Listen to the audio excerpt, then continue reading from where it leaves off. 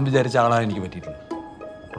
ആദ്യ ചിത്രത്തിൽ പരാജയപ്പെട്ട് പിന്നീട് സൗത്ത് ഇന്ത്യൻ ഫിലിം ഇൻഡസ്ട്രിയിൽ ഒരു സാമ്രാജ്യം തന്നെ പടുത്തുയർത്തിയ അഭിനയ പ്രതിഭ ഫഹദ് ഫാസിലിന്റെ വിളയാട്ടമായിരുന്നു കോവിഡ് കാലത്ത് OTT-യിൽ റിലീസ് ചെയ്ത ജോജി.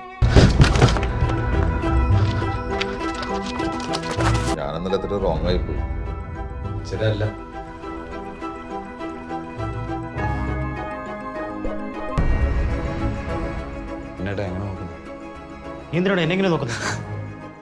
ദിലീഷ് പോത്തനും ശ്യാം പുഷ്കറിനും ടീമും ചേർന്നൊരുക്കിയ ജോജിയിൽ അഭിനയിച്ച ഓരോരുത്തരുടെയും ബെസ്റ്റ് പെർഫോമൻസ് ആയിരുന്നുവെങ്കിലും പനച്ചൽ കുട്ടപ്പായുടെ തലതെറിച്ച ഇളയ മകനായ ജോജിയായി അരങ്ങുവാണു ഫഹദ് ഫാസിൽ.